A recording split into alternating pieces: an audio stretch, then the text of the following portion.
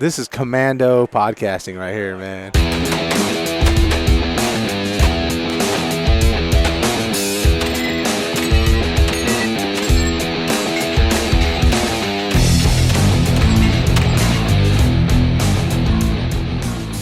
Welcome to the 3 Gun Show, episode 111. I'm your host, Dave Harmon, and my guest this week is Team Cobalt Kinetic shooter and self-described old guy in the sport, Kalani Laker.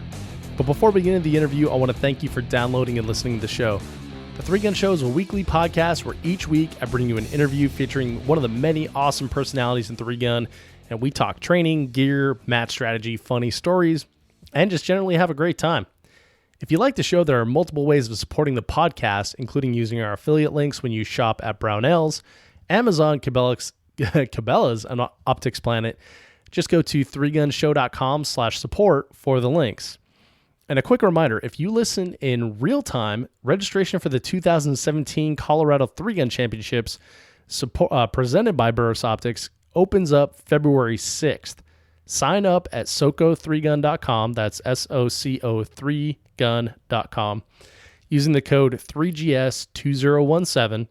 And not only do you get to shoot the match, but you also get entered into a drawing for a prize package from the good folks at Odinworks, including a handguard of your choice, a magazine release, plus a shirt and a hat. Now I'm throwing in a 3-Gun Show t-shirt and a Laser Edge magazine as well. That gets us up to like over $350 worth of cool gear, and it could be yours just by signing up for the match using the code 3GS2017. In this interview, Kalani and I cover everything from the most expensive habit that he's ever had to the people and companies that he credits with growing the sport, and then we get hardcore technical and break down practical shooting into 6 areas of focus. This interview with Kalani was a long time coming. He's been on a couple times already in various formats, but we've been trying to get together for an in-depth interview for quite a while now, and I'm so excited that it happened the way it did because this turned out great, and I hope you think so too. So enjoy this one with Kalani Laker. Welcome to the 3 Gun Show. We are sitting in the Venetian, I think? It's a Palazzo. Palazzo. We're at the Palazzo, whatever the heck that is. We are in the middle of SHOT Show 2017, and I'm sitting here with Kalani Laker. Yes, sir. My new BFF. we had this friendship that arose from a hurricane at 2016 3 Gun Nation Nationals, where Kalani happened to win the national championship. I did. In Open. I did. Yes, I did. So, congratulations, Kalani. Thanks, man. It was awesome. And welcome to the show. Thank you. I'm really happy to be here. I made some appearances here and there on some team interviews, and I helped with some of the broadcasts for the championships, and it's always been fun. And I've been waiting for years to have a little solo time with my boy Dave. Dude, I'm so pumped to have you here. You know, I got a lot of feedback from the 3 Gun Nation Nationals, and of course some of that feedback is Kalani's awesome. You need to have him on. And I was like, I know. We got this. Don't worry about it. Just wait. And here we are. Yes, we are. We are really excited, really happy. I want to make it a little different. We had some dinner beforehand. We had a pregame dinner. We have a during-game drinks right now. Yeah, we are. So. We got a little bit of whiskey and a little bit of tastes like Coke in there. Some kind of mixer. Yeah. Cheers. Yep. Cheers. Yeah, I was telling you a story earlier. When it comes to mixers, I was celebrating my buddy's 39th birthday at a whiskey bar, and I'm okay with whiskey. I'm kind of a lightweight still. I like the clear drinks. I like the vodkas, but I was watching my buddy slam whiskey, and it amazed me. Right, people are good at certain things. Right, Everybody has a gift. Everybody has a gift. You just got to find what it is. And I said, dude, are you mixing that with anything? I mean, can I get you a mixer? And he goes, yeah, I am mixing. I'm mixing it with air. And I said, how can you mix that with air? I was like, okay, you know what, you're a beast. I'm not, and that's awesome. So I proceeded to drink my pina coladas at that point. Too much. Yeah, you've got to know your limits, and brown alcohol is that limit. So Kalani, I want to give. We've got a lot of listeners. Mm-hmm. There's a lot of people listening to the show. Most of them probably know you from 3 Gun Nation, but for those who don't, let's take it back a little bit and give folks an idea of who you are off the range. What do you do when you're not shooting? Sure. I mean, I can give you my bio if you want. My Let's hear last it, dude. 7-year bio. Well, 7 year. Why stick with 7? Why say- Well, ages are off limits. So okay. I am a young, virile male Hawaiian. I was born and raised in Hawaii. I moved to Phoenix area in Arizona. About 2009, I got into shooting. I got into pistol shooting a little bit. I actually got into pistol shooting just to get experience because I did want to shoot 3-gun at the time. So I had a Army buddy call me up one day and goes, "Hey, do you still have your AR?" And I did. I had 2 AR-15s. They were 2 Bushmasters. They had the clean muzzles at the time. I bought them during the assault weapons ban. Oh no! And I bought my first one. Actually, the first AR I ever bought was a Colt Green Label at the time. I don't know what that meant or what that means anymore. It's fresh. Yeah. So it was a green label. It was all super expensive. And I bought it. I never shot it for maybe 2-3 years. And finally I said, you know what, I would like to shoot this gun, but I kind of bought it as a collector's item. Actually, I think I was wrong. I think it was a blue label Colt at the time. And so I sold it. And with that money, I bought a Glock 17. I bought a Bushmaster 20-inch, just some, clean muzzle brake or clean barrel. I had a removable carry handle on it. Had an A1 stock or A2 stock on it. And then I bought an Xbox and Halo. That's what I bought. And boy, I wore out those Xbox controllers a lot faster than I wore out that 20-inch. And that was back, I can't remember, whenever the Xbox came out. So 2000 or 2001, something like that. So fast forward to 2008, 2009, I brought it out of the mothballs. And my buddy says, "Hey, come out and shoot." And I said, "All right, cool." So I rolled down to Tucson at the time, which is about an hour-and-a-half drive south of Phoenix. And I went to a match called ACTS. It was ACTS. I think it might still be around. Huh. But it was a 2-gun pistol rifle. I went there and I won. And it was crazy because I've never been very I've never been good at like basketball, football, any of the stick and ball sports. But I was really good at shooting. So I played a lot of paintball when I was younger, when I was in early college, high school, stuff like that. Kind of semi-pro, traveled all around the West Coast and played paintball. So when my buddy drugged me to this match, it was weird. It's kind of this, I worried about 2 things. I worried about hitting the target and moving as fast as possible to the next position to shoot the next targets. Right. So I was literally running. From paintball, you're getting shot back. I did. It's exactly. So I the horn or the buzzer would beep, and I'd go bang, bang, bang, and then I'd run to the next shooting position, and I'd slide into it like a paintball slide, like a baseball slide. Get up, and I tore my. I remember I tore my jeans. I was in jeans and like a DC Shoes shirt, right? Back then, because I was really involved with the motorsports at that time. So I traveled around, did a lot of. I was a sponsor of a lot of motorsports, freestyle riders and stuff like that. Okay. And so I had a whole bunch of DC Shoes apparel. I think I ripped that shirt up too. But I won just based off, being fast from position to position. And I wasn't very accurate, but, you just shoot until targets engaged or are neutralized, I guess. And so I went down there for the first 4 months and won my first 4 matches ever. Couldn't believe it. I thought I was God's gift to shooting. I mean, I said, this is so easy. This is gonna be a walk in the park.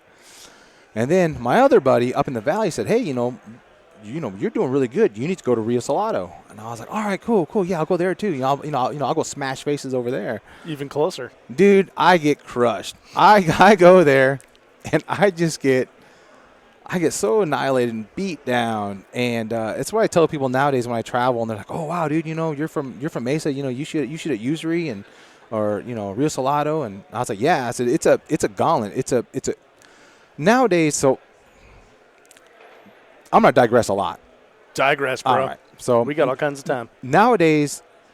I think there's a lot of hot spots of shooting, but back 8 years ago, Mesa was and still is a gauntlet of shooters. I mean, I think at that time when I got into the shooting sports, there was more GM per capita in that area than anywhere else in the nation. So, Why do you think that is? What makes good that? weather, Okay. and good laws. You can So, shoot all the time. You can shoot all the time, and there's really no restrictions. I mean, we also have more full auto guns than per capita than any other state in the union. Oh, no kidding. So we shoot, and so I went out there, and so I'm sorry. So like I said, nowadays in my travel, people ask me, what I've done and how I got good. Well, I got good through straight up hard work and sacrifice. There's nothing else. I mean, I spent all the money I could on. I've huge mistake boxes in my garage, and there are holsters and guns and gear and ammo and just all this stuff that I thought was going to work, and it didn't. And it just in the end it does after so much heartache and money spent and time lost. I found out that it really is just hard work and sacrifice. You got to sacrifice time to get good at anything, whatever it is. So, anyways, again, I digress. People would ask me, about Rio Salado and what it's like there, and I said, dude, it's crazy. If you go there and you give it 6 months, okay, you're either going to quit, you're done shooting, or you're going to be decent. I mean, you will be an A-class shooter anywhere in the nation. I mean, you can go and compete anywhere in the nation if you give Rio Salado 6 months. So it's cool, and I mean, I've seen people. I've seen amazing champions come out of the Arizona area, and I've seen a lot of people quit. I've seen a lot. I mean, every single one of my friends that, I get into it like, oh, this is great. This sounds really fun. So I probably had 8 to 12, 15 friends come in, and they just get crushed. I mean, it's not that I protect them. I protect them mentally. I'm there patting them on the back saying, hey, it's okay. We'll change this, and, you'll be better next time. But I think what happens is that they just realize that they're just not good. Right. And as men, we come out of the womb thinking we can drive great, we can shoot great, and we can do other stuff really great. and that's just not the case, man. It just isn't the case. And so you do have to work at it. And I think that guys that come into Rio thinking that they're great shooters, they get beat up, and they're like, oh, you know what? I'm gonna go shoot dirt. I'm gonna go back and shoot what I shoot best, which is rocks on a mountainside. So yeah, there definitely is something about putting it on the clock, and then now in practice score or on the score sheet back in the day, and actually legitimizing who is the best. Mm-hmm. That is such a humbling experience for people, and then there's a certain set of people that will take that humbling experience and turn it into like a fight, a need to get better and to want to progress in the sport. And then there's a certain number of people who are just like, F this, I'm going to go back to my Xbox. Yeah. Yeah. And you see that all over the place. So, you got some parents that will introduce their kids to a multitude of sports. And they might like soccer, or they might not, and they'll just jump across from soccer to softball to football or basketball, whatnot. And luckily, at that young age, they're given that chance to kind of see what they like, what they're good at, what they might excel at, in the future. I didn't play too many sports. I played football, and that was it, because that's where all the chicks were. That's everybody that wore Letterman jackets wore football. Played football and. We got out of school early on certain days, on game days and whatnot, and so I played the football game. I had zero hand-eye coordination at all, man. I say I played Xbox, and I'm horrible at Xbox. I have no problem admitting that, and that's the thing too. Now, I think one of the things that has got me to where I'm at today is being able to self-analyze my strengths and weaknesses. And I am humble. I mean, I'll tell you right now, I'm not the fastest shooter, the fastest mover out there. I'm not the most accurate shooter. I'm not the best weapons manipulator out there. I'm not the best on camera or on podcast. But I played my strengths. I've got a good smile, good attitude. Best smile out there. Yeah, I try and protect my brand as much as I can. Try not to do too many things that stupid, but I'm super honest with myself and with everybody else. So Kalani, we dove into like the first little tidbit, the iceberg that is your shooting career, like 2009. So I know you I guess let me say, like, I first became aware of you because I know you in Mm-hmm. a bunch of different Mhm. aspects now. But I first became aware of Kalani Laker as a 3-gun nation shooter, Mm-hmm. and I want to say it was when you were a member of Team Stag Arms. Yes. So what does that put us, like 2011 That's or 11. 12? Okay. Yes, that's 2011. Yeah. So then, what I did was 2009. I shot. I thought it was great. You know, I had survived the gauntlet of Rio, and I wanted to travel a little bit, so I saved some money up, and I shot like the three. At the time, there's only about 7 or 8 majors Yeah. in the nation a year. So I shot nationals, multi-gun nationals in Vegas. I shot Rocky Mountain in New Mexico, and I shot Superstition. 2010 came along, and I was like, all right, you know, I did pretty good. I think I was like top 20. At that time, top 20 was really good. Yeah. Nowadays, I don't know. It's so watered. I think the amount of matches have kind of watered down what you're seeing in the results nowadays. I can tell you, for me, TAC Ops, you need to go for top 5. If you're top 5, you're a badass. Okay, you got to be 1 or 2 in any of the other divisions. So Right. if you're running open, I run open. If you're running irons, if you're running heavy metal, you know, it's definitely 1 or 2. So No tripods. I'm sorry. I'm sorry. No tripods. Oh, okay. No problem. No, I understand.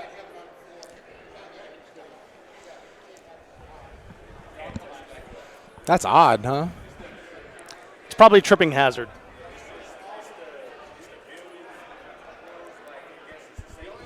Yeah, it's probably a tripping hazard. That's fine. Hey, thanks for telling us.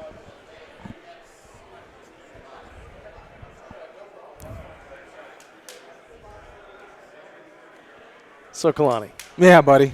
I just learned something here. You cannot have a tripod on the Palazzo. Yeah, let's I thought we were let's about to recap get shut this. down, So, and I was trying to keep talking just to make them like carry me out or something.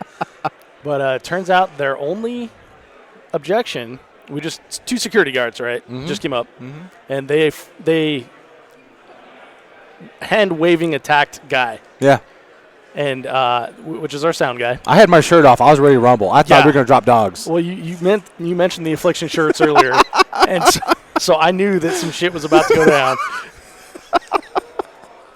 But it turns out you cannot have. You just hit my knob. Turns out you cannot have a tripod on the Yeah. Palazzo. That is weird. That is odd. Any tripod. Hand waving offense, I've just learned, is a hand waving offense on a tripod. But guys like sitting here holding the recorder himself, no problem. Yeah, that was weird. Yeah. That's what happens, man. This is commando podcasting Commando right here, podcasting. man. So let's back up a little bit. You mentioned that the talent pool has been watered down by the number of matches. I think so. I think I know what you mean there, but maybe you can explain a little bit what you're talking about. Okay. Well, as I was getting to the sport, okay, so there's essentially 3 eras right now that I've been involved in 3-gun. You have the Dark Ages. All right, this is the medieval ages. That's when I started out. There's about 7, 8 matches, and man, I hope I don't hurt feelings, and I'm only gonna hurt people's feelings if they look into this thing. But So let's just say that like our intentions are only good right here. We're just talking about like the facts as you see them, yeah, I'm and gonna not our intention is not to tear anyone down or anything, right? no, Yeah, not perfect. not really. Hey, you know what? I got a very important guy that comes by here. Shane, how you going, man? How are you? Good to see you, brother. Good to see you, man. Yeah, I am. I'm doing a little social media work, doing a little bit of podcasting. All right, brother. Take care, man. Shane is one of the good people in the sport, man. Good. Shane Naylor, good guy. So Diluting you had talent pool. you had these Dark Ages, and then you had a company called 3-Gun Nation come in and try to give their input into the game, try to standardize it almost, because it was essentially at that time it was 8 or 9 outlaw matches with their own set of rules. 3-Gun Nation tried to bring the top talent into one spot, and they tried to get rid of all the gimmicky, circusy targets and stuff like that. And I mean, dude, I've shot upside down out of a parachute before, and that is not a test of shooting talent. It just isn't. I mean, at that point, the moment that you infuse luck into a shooting performance, the results will reflect that. And when I was top 20, I was like, dude, give me that luck factor. I'll take that. Maybe I'll bump top 5 that match. At this point in my career, I don't want that. I want targets in front of me. I want no games. I want just how fast and accurately can I accomplish this stage at this point. I still enjoy the circus matches. I really don't mind those at all. But I let everybody know that this is a circus match, and the results will reflect that. So, anyway, so Three Gun Nation came into that, and boy, man, it was crazy at that time. I think there was an influx of money into the game of Three Gun at that time. So we're talking like 2009 still, right? 2012. 2012. Okay, so that makes sense because we just went through one administration of someone that we thought was going to take our guns, and now that person survived that. Yeah. Survived that, and now that person has no sort of next re-election on the line. They're going to double down. We all think we know that, and so now there's this influx of money into the sport. Yep. I think the influx of money came from the grandeurs of television. So right. Oh, brother, dude. So and now we got John McClain. Yeah, let me recap this. So we are right outside the nicest whiskey bar in the Palazzo, probably on the Strip, and there's just people walking by us constantly. And now we got my boy John McClain, Asian sensation, my friend. John, good to see you, man. Good to see you, sir. So, anyways, yeah. So after that that run, I think Three Gun Nation brought a lot to this game. In fact, I hope it's okay. I'm going to take 1 second to thank. I think there were companies in this game around that time, from 2012 to 2013 or 2014, that has brought us the game of Three Gun to where we're at today. Okay. There's a huge influx of new shooters. There's a huge influx of shooters that came in during that time. That's when I came in. And there is, there's. I guess nowadays I'm an old dog, which is so weird to think about it that way, man. It's so weird to be. I love being the underdog. I so badly wish I could be underdog again, but that's all done now. Now you just gotta, something we talk about later is the whole mental game. Sure. Being the underdog, it's easy. It's the easiest thing you ever heard. It's the same thing. If you don't do well, oh well, it's expected, Yeah, but if you do well, hey, dude, here's a bunch of claps on your back and stuff like that. But one thing I've learned through all the trials and tribulations of my life, and I'm not going to bore the audience with that. Everybody has their hard luck story. Everybody does. Mine, unfortunately, some of it was on TV because I was on Three Gun Nation. Yeah. And that was hard. That was really hard. So I feel like I've kind of grown as a person. In front of the Three Gun crowd, and it's been difficult. But so I did want to thank some companies that I feel are pivotal in the growth of this sport, or was in the growth of this sport. And that's my biggest one is FNH USA. They're not too big in the sport anymore, which is too bad. But FNH was FNH, and especially their VP at the time, Ken Fowl. Every time I see Ken, every time I see Tommy Thacker, every time I see Mark Hanisch, I shake their hands and I thank them. And I said, "You guys have gotten this sport where it's at today." They are definitely one of the main players. Those guys were just amazing and put a ton of support into guys like me. I've never been sponsored by them, but they have bled and cried and worked extremely hard to get the sport where it is today. FNH, my old company, Stag Arms, DPMS, Federal Munitions, Remington, MGM Targets. MGM Targets are everywhere you look. And I think Travis over there if he is still an unsung hero in this game, it's a shame. Because that dude probably works harder than anybody else I know. I do not want his job, and I will never want his job. And he is an amazing dude, and he works extremely hard. And if he doesn't, if he ever has to buy dinner ever for himself, I'd be upset. That man should get his dinner bought for him every single night that he's away from his house. Surefire, JP Enterprises, and there's a bunch of accessory companies like Samson. Samson's wonderful. Scott over there is just, again, he was a pioneer, I think, in seeing the vision of growing 3-gun, getting 3-gun out of those, what I feel, again, is the dark ages.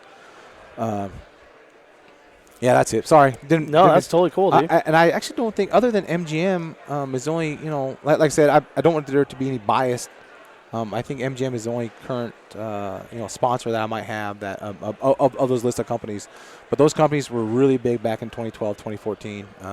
They're amazing companies, and I always thank them every single time I see them. So, and everybody else should, and that's the problem. I mean, thank you for giving me this avenue of reaching out to this 3-gun audience, because a lot of them don't know. I mean. Oh yeah, absolutely. They just weren't there. Well, for a guy that's coming into the sport or a gal that's coming into the sport today, they can't be expected to know what happened before them.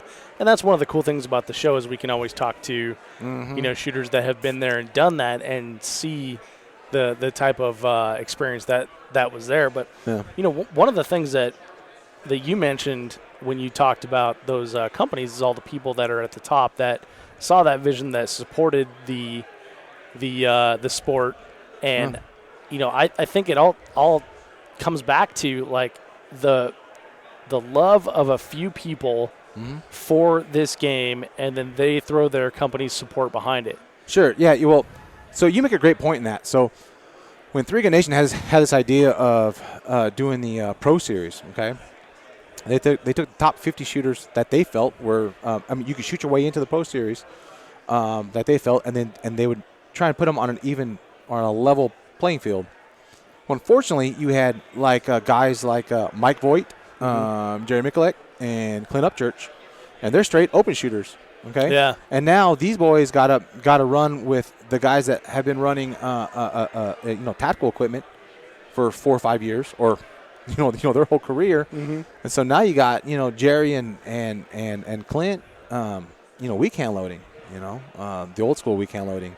Yeah. And I mean, I snickered. I'm like, sorry, dude. Bad life choices, right? But take that. Because they did. In fact, I had a conversation with Jerry, and I think it was James Darst. Bruce Pyatt was in at the time too. Oh man, dude, you had all these top shooters at that time. It was amazing, dude. The Pro Series was just so hard. I felt it was hard. I felt it was just sick.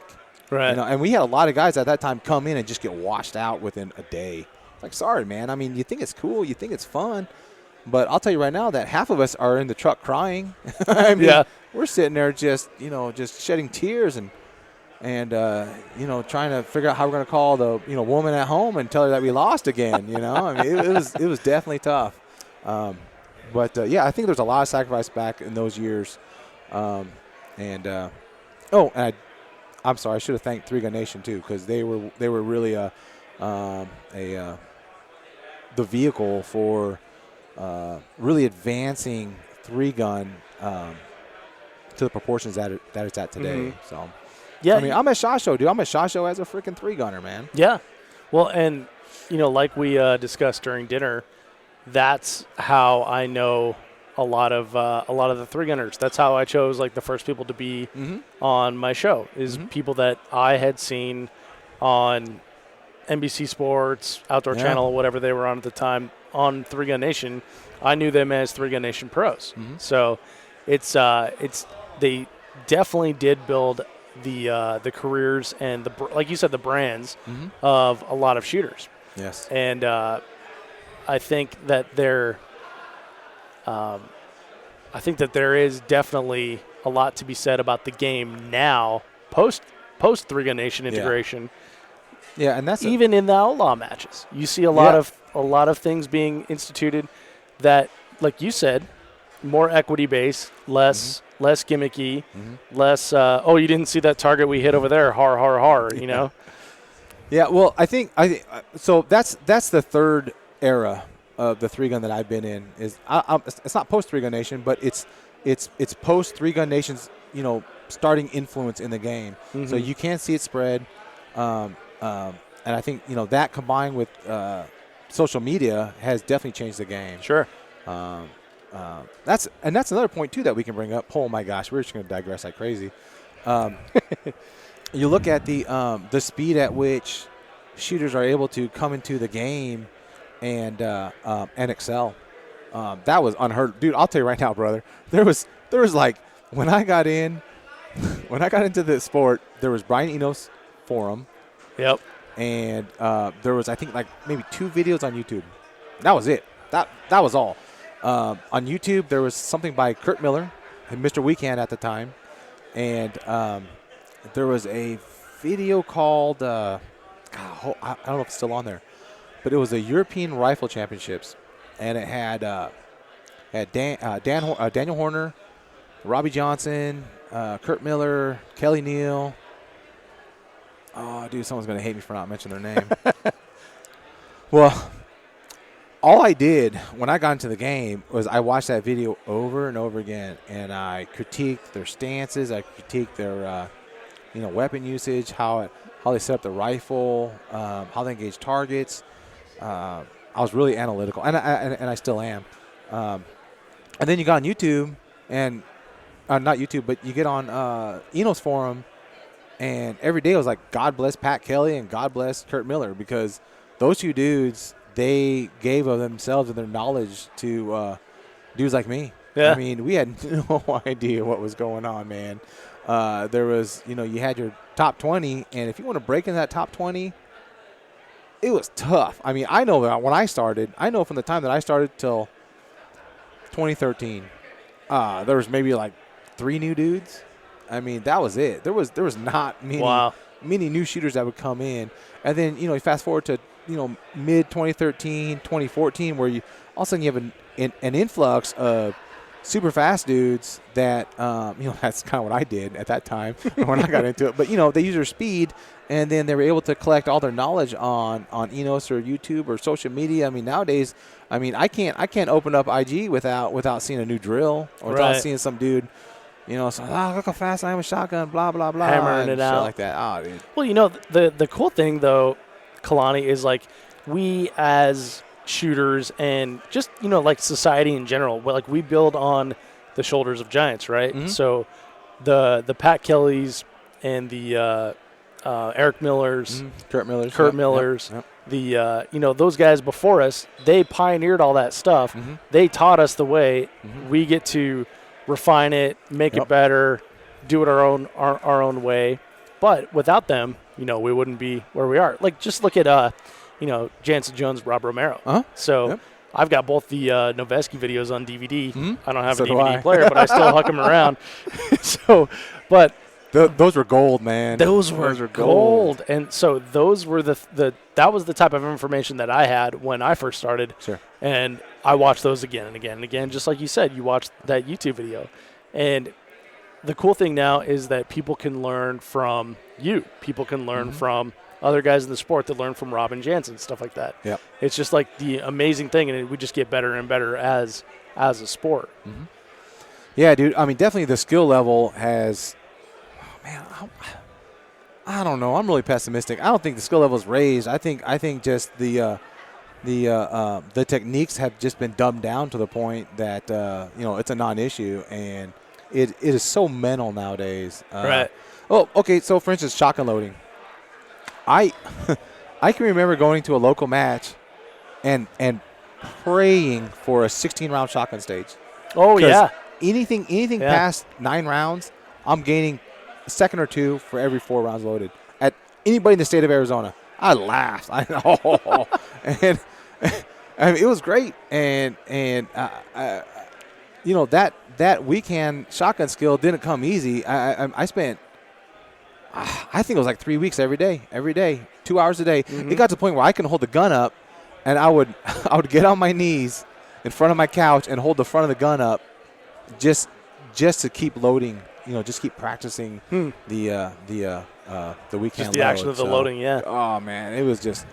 I mean, that's what I did the first 18 months of my shooting career was, I get my family in bed at 9 o'clock and I go out to the garage and I dry fire for at least an hour, 2 hours. I mean, if I was feeling great, then I just keep dry firing. And, you never see a improvement that day that you dry fire, but you see it maybe a week later, So what was it, Kalani, that drove you to do the dry firing, to put in that work at that time? I think anybody at the top of whatever they do, they're willing to sacrifice time, and that's why I said it's hard work and sacrifice. And I don't know what it is. You hear all the cliches, this guy's competitive, this guy has a type A personality. I am competitive at certain things, and certain things I just don't like. I'll tell you right now, dude, I suck at Call of Duty. In other words, I'm hashtag camper when it comes to Call of Duty. So if I jump on Call of Duty, I'll be like, hey, dude, I'm going to be in the corner, and I'm just going to sit there and do nothing. And then hopefully someone goes to my scope, and I'm going to smash them. Then I'll run over there and teabag them or something, But I don't have the skills at that game. That's just what it is, And I got into the individual sport of 3-gun, and I excelled quickly early on, and then I just got beat down to the curb. And at that point, I had that choice of saying, do I want to dump money into this game or do I want to dump time into this game? At this point, I know I'm not the best. I know I'm not the top. Should I go play pool? Play darts or cornhole or whatever. I could have had anything at that time, but just something about the gear whore in me, loves 3-guns. So. Well, so tell me about that feeling. What was going on in that time when you thought, maybe 3-gun's not for me. Maybe I'm going to go shoot pool.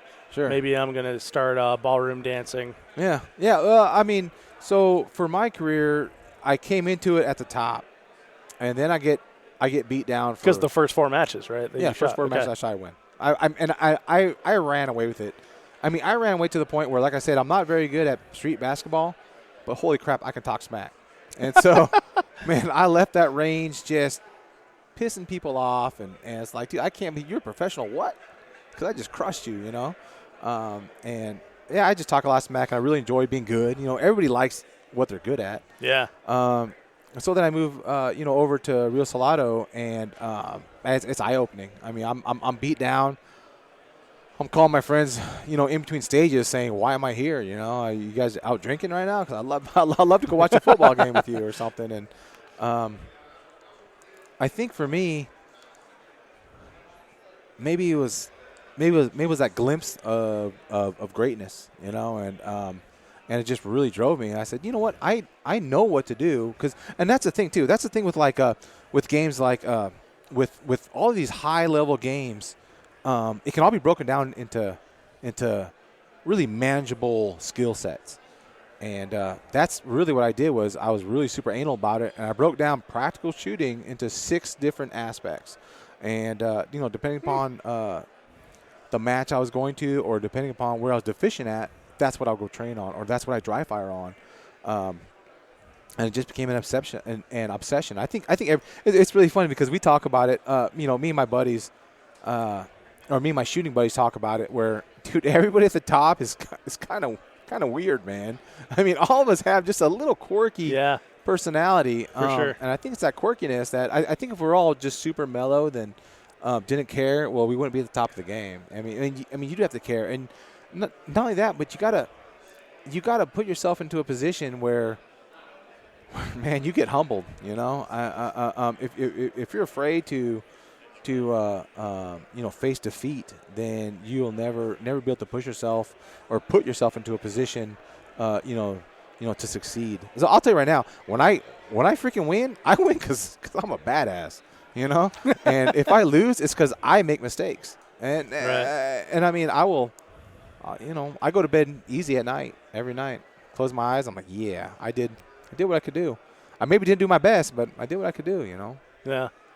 Well, Kalani, you said you break down shooting into 6 different aspects.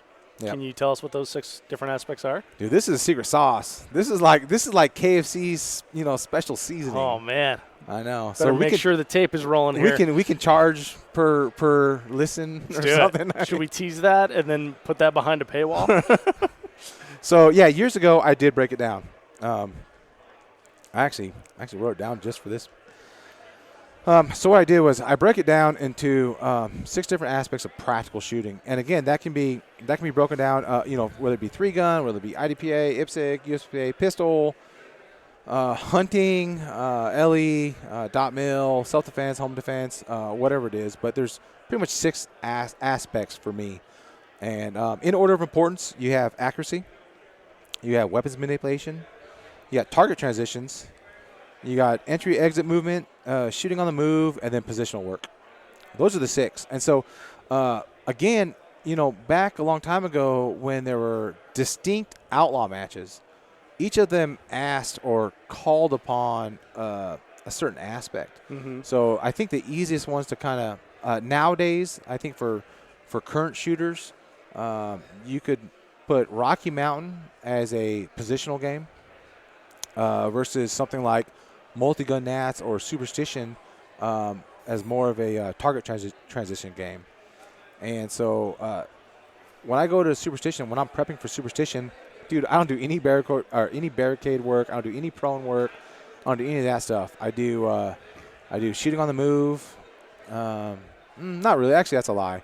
I do target transitions, stuff like V drills, stuff like. What does Haley run? He runs a 1-to-5 drill. Actually, Keith just did that 1-to-5 drill on Instagram.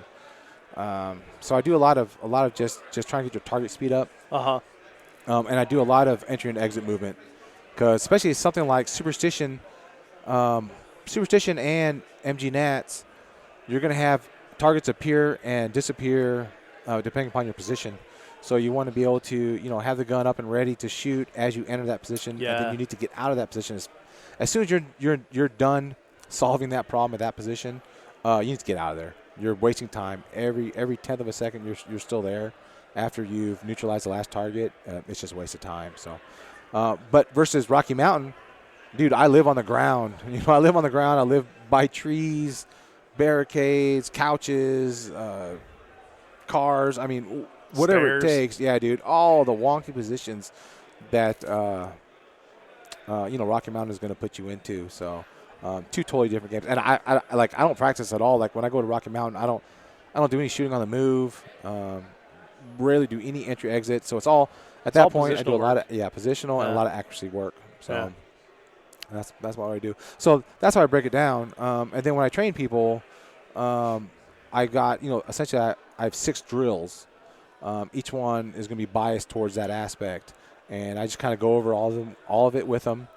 I do a little bit of videotape in the beginning, so have them run a little stage that kind of covers all 6, and then I can show them, hey, you're deficient, or you're not so good here on this aspect, and you're better here. So we're not even going to worry about that. Let's worry about all the ones that you're really shitty at, and we'll knock those out first. So okay, but yeah. Those are the aspects. That's the secret sauce.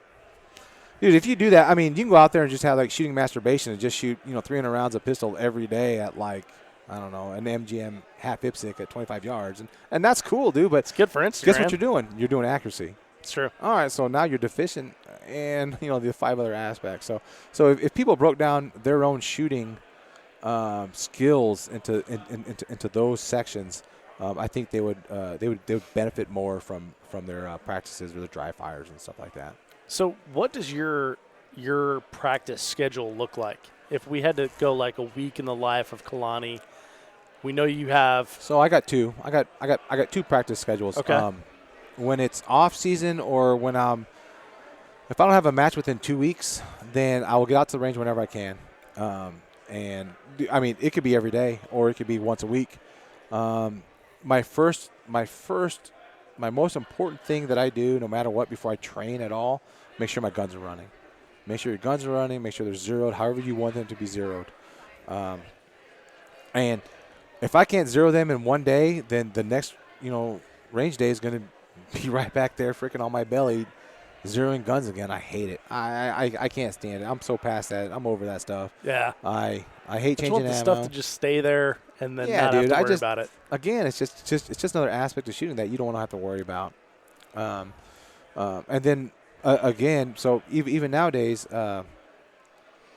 depending upon the match I'm going to go to, it depends upon what kind of drill I'm going to run that day. But I usually only run 1 or 2 drills a day.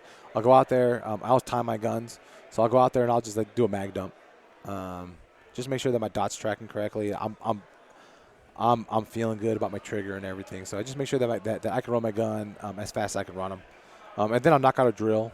A lot of times what I'll do is I'll set up 2 simple drills. So I might set up an accuracy drill, and then I'll set up a barricade drill. And I'll shoot, 100 rounds from, of accuracy, and then 100 rounds of barricade. And then at the very end, I'll put them together, and I'll just kind of run a mini stage. And then I'll run backwards. So I'll run barricade drill first, and then I'll run accuracy drill, and then I'll switch it up. And I'll do accuracy drill and then barricade drill. So Right. that's pretty it. Not too bad. Going into a match, I try and hit the range 3 days in a row. So going to a range, going to a match, the first range day, which I call it's a train ups, train up leading to the match. The first day, I'll try and shoot at match speed. So, which is pretty much deliberate hits. Make sure I get all my deliberate hits. The next day I go back, which is usually again I do this when I get 3 days all in a row, and that might be a week before a match, or it might be 3 days, the 3 days leading up right before the match. But I try and get them all together. The second day I'll go in there, and I just like ape shit. I just go nasty. So at that point I'm just going for speed. I'm barely seeing sights. My feet aren't placed correctly. I'm usually on 1 foot, leaning out of the box, and just kind of throwing rounds at a target. And I go crazy there. And it's humbling, but it also lets me know where the red line is. And then I go back on the third day, it's the third day. It's the last day I'm going to train up. I go back and I do a deliberate. And I sit there, I just make sure I pound every single A and, hit every single long-range steel or every flying clay. I mean, I make sure I'm on the sights, riding it hard. And that's the speed then I want to shoot in a match. So get all your hits. Kalani, you talked there about some concepts of different speeds in your shooting. Yep. Do you see a time where something clicked in your head of this? I'm now a different type of shooter than I was. I have reached something that I would consider proficient. I think so. I think I know what you're talking about. When I do a moment when it clicks is what well, I'm yeah, asking. okay, Yeah. sure. Well, so I can think of 2 moments that I was actually both shooting a Glock at the time. I remember when I was dry firing, I had maybe 15 targets just strewn across the walls of my house, and there was one really big transition from the living room to the kitchen. And as I was transitioning from the last target in the living room to the first target in the kitchen, I actually threw a mic dry firing. I stopped, came back, and I made sure I pressed the trigger, good side trigger on the target, and I came and I finished the stage. And it blew my mind. I called all my buddies up. I'm like, holy shit, dude, I freaking mic'd and freaking dry fired. I was like, what are you talking about? I was like, dude, I'm honest. I'm on my sights. It was sick, and I just did it automatically. That's one moment. I was like, wow, okay, I've reached a different level, a different mental level. Huh. And then one time I was shooting a thing called Tuesday Night Steel at Rio Salado, which is the largest, longest running weekly match in history. I think it's probably going on 25, 30 years now. Wow. They get a minimum of 140 shooters every Tuesday night. Every Tuesday 140 night. shooters? Yeah, dude, it's sick. That's a major match. That's what I'm saying, man. You go there, you get busted up all the time. Holy cow. You get straight crushed. It was getting late into the evening, and it was dark, and I couldn't see my sights on stage 3. I went to stage 4, and I made all my hits, and it was a great time. I didn't win the stage. Again, I'm not the best shooter. I can keep it together though. And on that last stage, I shot just lights out. It felt great. And I got off the stage, and I turned to my buddy, and I was like, "Holy crap, dude! I have never seen." I felt like I was like, you know that artwork of the chick on a bomb on the side of like a B-52 where she's riding that bomb? I felt like I was riding the front sight, dude, like it had a saddle on it. No shit. And I mean, I saw that front sight like clear. People always say, "Oh, dude, you know, I see lint on the front side, or I see the serrations," and sure, it's all cool. We can all talk shit about that and say, "Oh yeah, I did that," blah blah blah. But dude, I saw it that night. That stage, and that's something. It's kind of like when you hit a good solid ball in golf, and you're always searching for that feeling again. And that's kind of what both of those feelings were. And I've experienced it numerous times. Nowadays, when I get off a stage, and like Keith would be like, "Oh, you did good there," and I was like, "Dude, it was horrible, brother." I was like, I was just shooting at targets. I wasn't, riding my sight. I mean, it's just. That's the beauty of our sport is that it's just two totally opposite aspects. Your speed and accuracy, and they don't go hand in hand. No, they don't go hand in hand. And when it comes to speed, you don't want to consciously think about speed, but you do want to consciously think about accuracy. And so I think the top shooters in our sport right now, you can see them. I can name them on one hand how good they are, and you can watch them. Or when I watch them, all they're doing is getting their hits. They're not trying to shoot fast. They're not trying to move fast or move quickly or do some kind of crazy, stupid shit like you see people do, like all the capoeira stuff we were talking about earlier. Yeah. Dude. I mean, we can sit there and get crazy and do that. But in the end, dude, it's about getting your hits, and accuracy begets speed. So if you do if you're watching your sights and you're in tune with what's going on around you, and you throw a shot and it's a hit, and then you do your sights are back on target and you just shoot again because you're going for accuracy, all of a sudden that's a 0.2 of a second split, and you had nothing to do with speed. It had nothing to do with speed. It's like, okay, accurate shot, and you're moving on. And it's not like, okay, I'm going to shoot fast. I'm going to go here. I'm going to hammer down, dude. I'm going to white knuckle this pistol. I'm just going to hammer down. And it's going to look sick, and I hope someone's, got their cell phone rolling. Yeah, it's not about that. I've never thought like, wow, I'm going to shoot so out of control here that you should. You've never tried to shoot crazy. Well, you got to. Like in a stage is what I'm saying. Like I've never gotten to something. I'm just like, I'm going to go so ape shit here. People are going to think like I'm out of my mind. So, Kalani, I want to switch gears just a little bit here. Yeah, dude. We've been talking about mechanics and stuff like that. One of the coolest things that I saw in 2016, and then I've gotten a lot of feedback from it from people who listen to the podcast as well, is Three Gun Nation Nationals. Mm-hmm. You, me, Tommy Thacker, Jeremy Gresham. We're all sitting down. We're chatting, and Rick Birdsall comes up to the table to talk to us. Mm-hmm. And you went super serious and like deep on Rick, and you gave him some advice for the next. No, shotgun. The next stage against Keith Garcia, right? And Keith, yeah. And you said like, get that first round hit, hit, and you went like super deep, and you were so serious about it. Like you switched gears out of like, commentator Kalani, we're having a good time, we're talking about the game here, to like, mentor mentee relationship with Rick, and it was really cool to see that happen. Really cool to see that happen real time. Mm-hmm. So tell me about the mental part of your game, and that was interesting. Tell me about the mental part of your game and how you think about Three Gun now.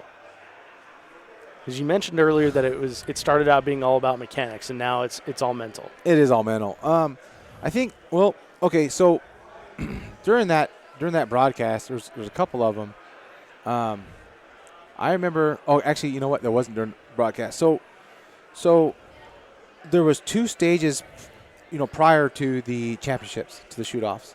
So there's like that little mini stage where you shot all three guns, and then there's the what do you call the stage where they had the shock? It was just shotgun only. Yes. It was the like the Eliminator, like the semifinal and the Eliminator. Yeah. Uh-huh. So Rick rolls up to me at the Eliminator, and dude, I was blasted. I was like, I don't care, man. What do you want to know, dude? And he goes, all right, Kalani, okay, So we got 8 dudes here. We got to shoot 7. Was it 7 shots? It was like essentially a It was big just like fan, a big long right? sweep, Yeah. and I want to say it was like 3, 3, and 1 in the middle. So yeah, 7. Yeah, I think and so. Was it only the top 2 or top 4 going? I don't remember. Top 2 were Top 2 going, and then the rest were going home. Roger that. So no, it had to be top 4. It had to be Had to top 4. been top 4 because because they took the 4 from the first one. And Yeah, the you're 4 right. from the second one. Yeah, my bad. And so I told him, I said, here's the deal. Let's just break it down. I said, I told Rick. In fact, when you have him on here next, he'll tell you the exact same story.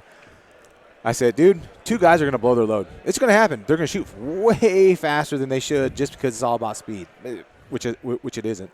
The next 2 guys are going to mic one, and they're going to do a makeup shot. So there's the bottom 4 right there. Don't be those bottom 4. Just grab your shotgun, shoot your 7 shots, dump it, hit the button. You're done. You're in. He's like, all right, okay. I'm sorry. Rick rolls up. he rolls up to me. I was hanging out with like me, Matt Martini, Andy Peterson. We were just having a blast. And he goes, oh man, what was the word he used? He's like, I'm just going to go stupid, man. I'm going to shoot stupid, dude. Should I just go stupid? And I was like, no, dude. No. No, just aim your shotgun, make your shot. So I went to this whole spiel about 2 guys are going to do this, 2 guys are going to do this. You know, Keith's going to do his Keith little thing with the shotgun. I mean, he's super confident. You can't even shake him from that shotgun stuff. I mean, that's his baby right there. He sleeps with that bad boy. That's like his body pillow, man. Like, I got a body pillow at home. That dude. Keith's got a Benelli M too. He's got a Benelli. I love my body pillow, though. I love that thing, man. And so then, and he got in. So then when it was Keith and Rick, he comes up to me, he asked for some advice. And I told him, hey, brother, I said, the only thing that matters right now is to get that first round hit on the rifle. I said, the rifle is going to make this whole stage. He's like, yeah, you're right. All right, you're right, okay. Because it was about maybe 3 years ago that I realized that on every stage – there is one portion of that stage that you can lose it on. Mm-hmm. Okay, there's always one portion that you're gonna lose time on. Everything else is whatever, dude. Auto drive. I mean, at this point, at the guys that I hang out with, at their skill level, Nick calls it "don't fall down." So Nick's like, "Hey, Kalani, don't fall down here." I said, "All right, dog, I got it, man." You know, and Nick's like, "Oh, you don't got it." And sure enough, dude, like that stage, I'll just fall down on it. And he's like, "Dude, I told you." And then I got to listen to freaking Nick yell at me for a couple stages. But yeah, you never want to have Nick Atkinson have one Nick, up on you. Dude, not Nick, man. He won't let you forget anything. Oh, no, dude, his memory is crazy. He's got a memory of an elephant. Thank you for saying that. Does. Oh, it's ridiculous. So I said that in one of the previous podcasts. Uh-huh. I think it was like 105 or something like that. And Nick actually listened to it. He texted me right after he listened to it, and he's like, "Oh, so I have a good memory, huh?" I'm like, "Yeah. You probably listened to this 3 weeks ago, and now you're texting me like, oh yeah, I got to text Dave." It's like he doesn't realize how good of a memory he has. It's just like really second nature. It's freaking freaky, right? Yeah. Am I right? No, I like when it comes to Nick. I like to. Can I get one more of these? Can I get one more whiskey? Yeah. Can I have one more of these? Oh, shoots. Thank you very much. Like when it comes to Nick's the kind of guy that you want to talk to only via text. So you can thank you. So you have a record? Yeah, dude. Cuz I can't compete with his memory at all, man. So yeah, that's definitely pretty tough. But no, I mean I think wow, okay, let's digress real quick too. Let's do it. When Keith created this team, this Cobalt Kinetic shooting team. I remember talking to him a little bit and bouncing. You know, he was bouncing ideas off of me at the time. I was like his sounding board, and you know, he's creating this team. And as the weeks and months went on, I said, "Holy crap!" I mean, we are like the Voltron of 3-gun now. I mean, dude, I say Power Rangers, but I don't like Power Rangers. It's all about Voltron, man.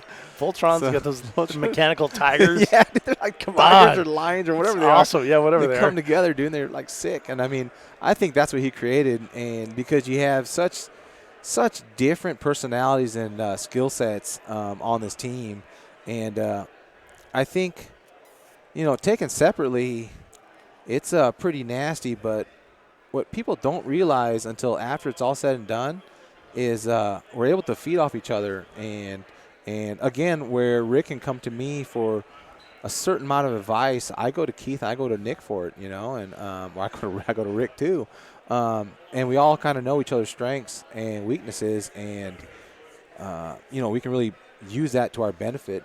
Selfishly, honestly, I mean, it's like, hey, dude, I need this, and you have that to offer me, so give me the goods. Well, you guys are like super fortunate because you have, there's an old saying in business: you're the sum of the people you spend the most time with, or some of the sum of the 5 people you spend the most time with, whatever. Yeah, it is. sure. So you spend time with high performers in shooting. Uh-huh. When you have like a concept that you're struggling with, you can bring it to the team and you guys can discuss it out. Yep. And the input of your 4 brains is way greater than it would be of just one brain, right? Mm-hmm. And so you guys have that like multiplying power of all that experience, all those rounds down range, and the desire to help each other out because you're teammates. Yeah, there's no yes men at all on this team, as you've probably noticed. If I had to pick a yes man out, there's no yes men at all. And so then it's crazy because I've never been more wrong in my life since I've been on this team. I'm always wrong, and again, it happens. And again, I'm humbled by it all the time. And it's like, I'll throw this great idea out, or maybe this great concept, that we might work on as a team, and man, they're brutal. Yeah, they just jump over themselves to try to see who's going to slap me down first. So, yeah. Well, Kalani, we talked about good advice in the sport. What is some of the worst advice that you see given out constantly in our game? Well, boy, worst advice. That's actually really good. Slow is smooth, smooth is fast. That's a bunch of bullshit. That's total. That's a total joke. That's one of those things that have been around forever. I can't handle anybody saying anything slow is better. It's just totally untrue. What about slow jams? So I like me some 80s slow jams or some freaking R&B, some 90s R&B. That dude, I'm pretty crazy when it comes to my music selection, but even the hairband jams, dude. Oh, it's crazy. Like a nice man. power ballad. Yeah, dude. Yeah, exactly. now we're talking. I'll listen to that too. But no, when it comes to that stuff, I just tell people just to aim harder. Okay. I mean, just aim harder, and the speed'll be whatever it is.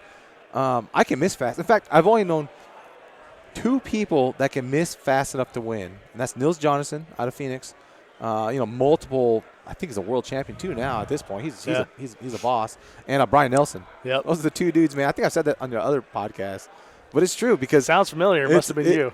Yeah. I mean, because it's just one of those things that happens. You're like, dude, he missed a lot, and he still crushed the other guy. Yeah. You know what I mean? But that's definitely an exception, and it's always better. I mean, if you want, again, there's. Boy, I've had this discussion a lot too. There's a lot of flashes in the pan in our sport, as there is in any sport really. One of the things I can hang my hat on is that I'm mature enough and responsible enough to have, been fortunate now to be in this game for, going on 8 years now. Yeah. I just won national, so I'm still decent at this game. Pretty good. I got a 4-year win streak right now with Jeff Chase's Walking Dead match, longest running night match in the nation, and that's a tough match. It just keeps getting harder every year, but everybody's coming to get me there. So I really feel the pressure at that one. But I do want to hold up like 5 fingers at the end of this. This year's match, I'm gonna hold up 5 fingers and just tell everybody to walk away. At that point. Well, Kalani, we're looking at you now, 8 years into the sport. You and I just had like some really interesting conversations over dinner. Things that we discussed weren't even like topics that I had even like considered. Okay. But they're aside from the topic of 3-gun here, so we'll leave them where they are. So you obviously have a lot of experience in this industry, in this game, and in life in general. If you could go back to 2009 Kalani Laker. I won't ask you how old you were then. 2009 Kalani Laker. Yep. What advice would you give yourself? Don't have any expectations at all. Right now you gotta live in the moment, and that means not only enjoying those travels that I had early on in my career. I didn't enjoy them at all. It was literally work. I was so nervous, so stressed out about having a good finish or a good performance that I didn't enjoy anything. I didn't enjoy the match. I didn't enjoy the people I was with. I didn't realize that I was surrounded by really good people, really good personalities, really good food, and I never did that, man. I mean, I was the dude eating at Cracker Barrel and knocking out the fried catfish there. And nowadays, in the last 3 years, dude, I mean, when I roll out to a match, it's, who am I going to room with? I didn't want to room with anybody either. I was a solo roomie, and is that because you didn't want to be distracted from your game? I don't know. Maybe it's because I didn't want to become friends with some of these guys. I just wanted to beat them. Oh, interesting. I just didn't want them to know anything that I was doing and give me any secrets at that time. Now, I'm an open book, man. I'll feed you with a silver spoon and give you the golden ticket until you spit it out back at me. Then I just slap you in the face. And this is one of my pet peeves, dude. This is one of my pet peeves during the era of going for the lightweight rifle. Oh my God, that was so stupid. People would say, "Hey, Kalani, man, what kind of barrel do you shoot?" I'm like, "I'm shooting a 16-inch midweight." And well, I like this, 14.5 pin pencil barrel. I was like, I don't care what you want. I don't care what you like. That wasn't even this conversation. This conversation was, you wanted my advice. Right. And at this point, door's shut. You're done. I'm done. I'm gonna go get me a drink now. I mean, I'm not gonna. Dude, I'll be the first person on the range to give anybody whatever they need. The moment they slap me around, or I don't have that time anymore. Right. But and there's a certain amount of energy that you have to give up too to continue on that conversation ad nauseum for. I'm not going to argue. I'm not going to argue equipment. That's something else that's popped up so many times, dude. Like, if I'm sitting there with Cobalt and we're hanging out over dinner, discussing the shooting sports, 5% we talk about equipment. 95% it's all about software. Right. I mean, we're always talking about the mental game. Yeah. I mean, and that's the difference between professionals and amateurs. The amateurs are going to be the guys like, what can I get for what's the best 3-gun rifle out there that's going to propel me to the top? I said, there's none of them. I said, dude, I'm shooting the best one in the market right now. It is hands down the best rifle out there. So if that's what you want, get it. Is it going to win you a championship? No, not a chance. It won't. It won't. It certainly won't hurt you at all. And that's what a new shooter should look for, is equipment that isn't going to distract them from the hard as heck mental game in the sport. Because I mean I can roll to the range, training for 20 days in a row, drop 10,000 rounds into the berm, practicing. I got the best equipment out there, which I do, and I get smacked in the face on the very first stage. None of that matters. Right. That 10,000 rounds is down the drain.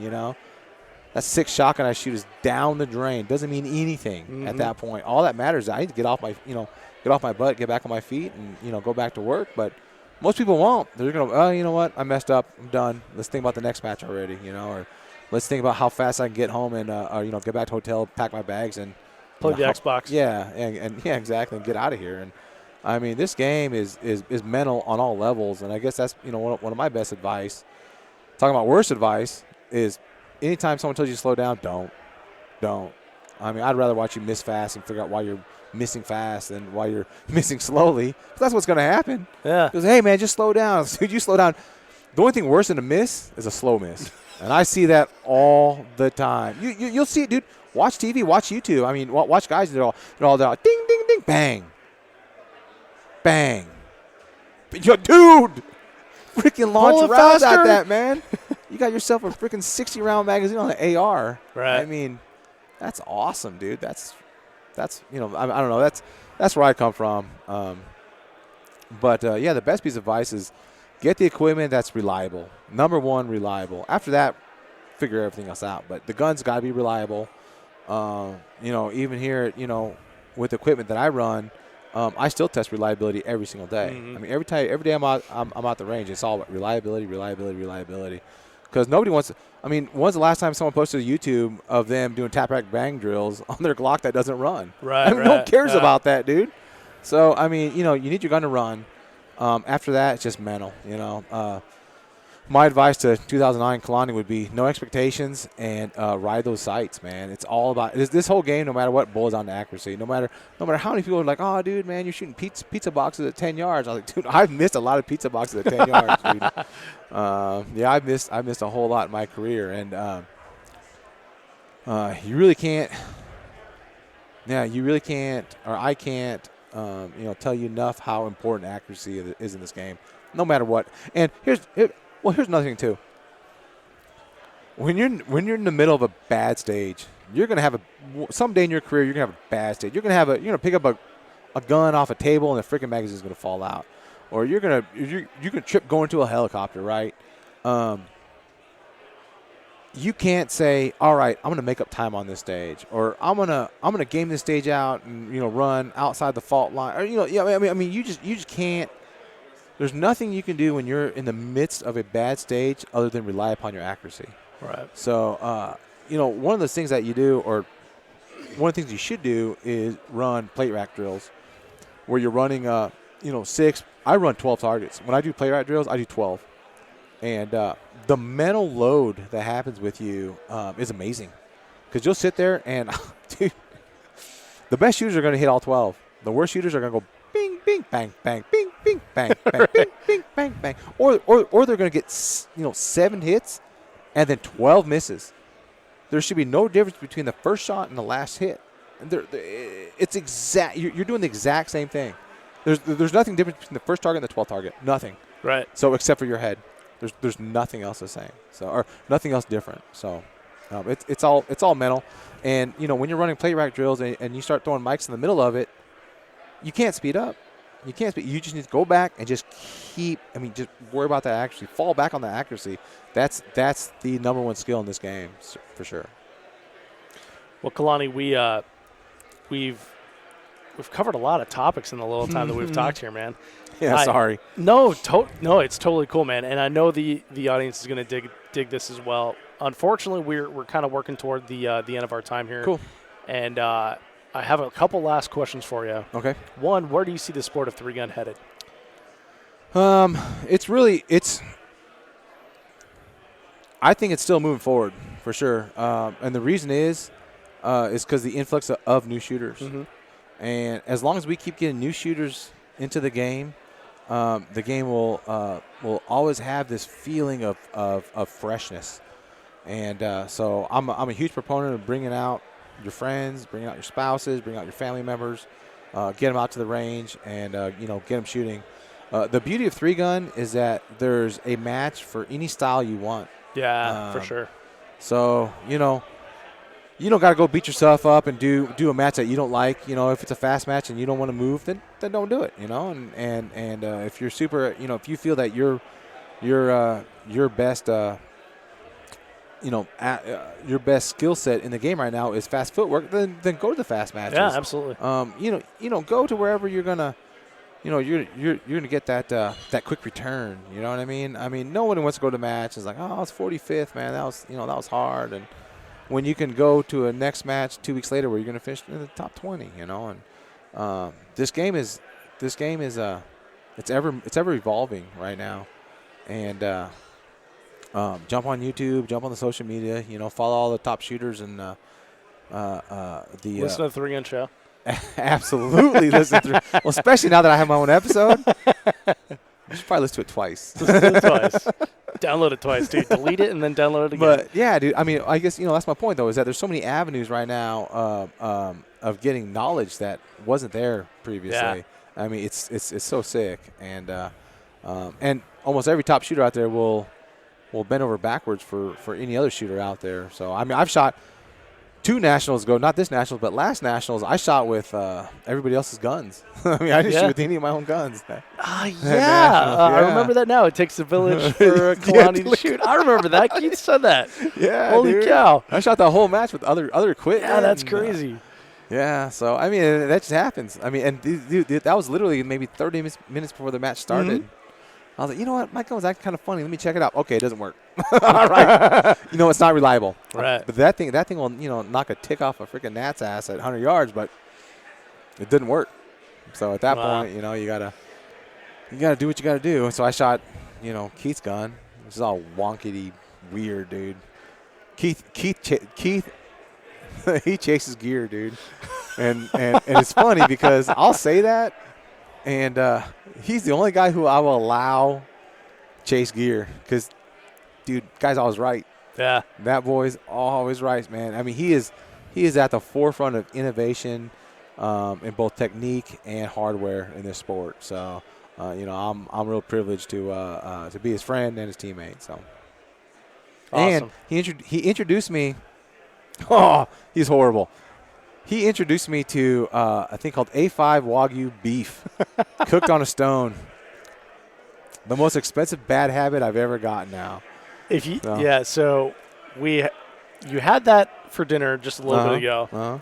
You let me try a little piece, and if you had told me what the cost was on that before I tried it, I would have said, no, sir. I am not worthy enough to eat that. It's expensive. it's about as expensive as like your monthly rent for your apartment. But. Yeah, it's almost like cocaine. Like I have never had like a great cocaine habit. Never had a bad one either. But it seems like that could be as expensive. When I leave Las Vegas, I'm gonna be thinking about that beef. Nice, dude. It's definitely pretty good. So nice.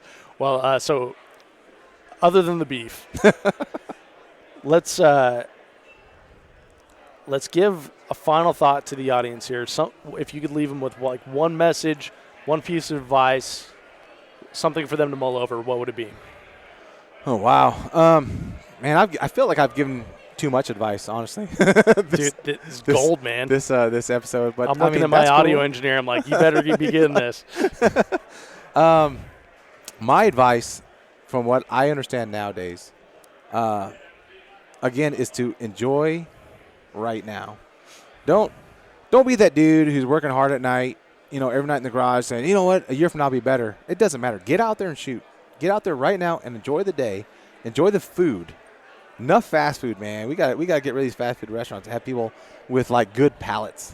Chick-fil-A. Well, okay, that's different. that's actually pretty decent. But no, man, yeah. Definitely enjoy yourself. Enjoy your time. And live in the moment. Not only like in a broader sense, but also in a specific sense where if you're shooting, don't worry about the next target. Don't worry about that next stage. Just worry about that target that you have to neutralize right in front of you. That's all that matters at that specific moment in time. Just worry about that. So, dude, that's great stage advice, good 3-gun advice, and also great life advice. Cool, man. Oh man, that was deep. Deep. Well, Kalani, man, beef. I've really enjoyed having dinner with you today. This talk that we just had now, and the last few months, getting to know you better. From the perspective of like this is a guy I see on 3-Gun Nation to now being able to have like these deeper conversations with you and to be able to share this with the 3-Gun Show audience. I thank you. I appreciate your time. This has been a lot of fun, Kalani. All right, Dave. Thanks a lot. I appreciate you too. Yeah, man. All right, brother.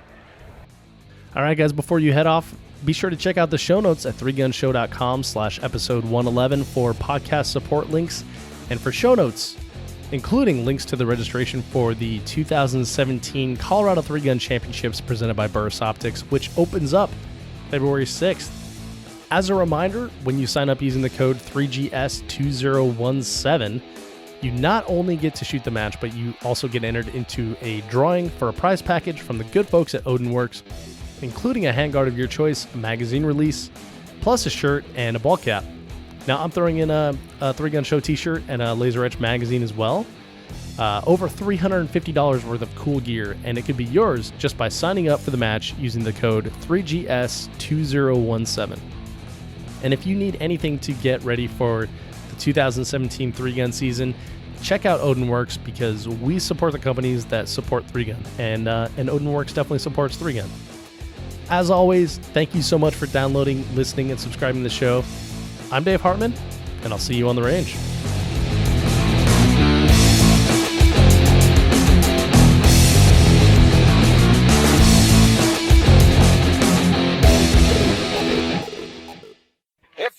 finished. Unload, show clear.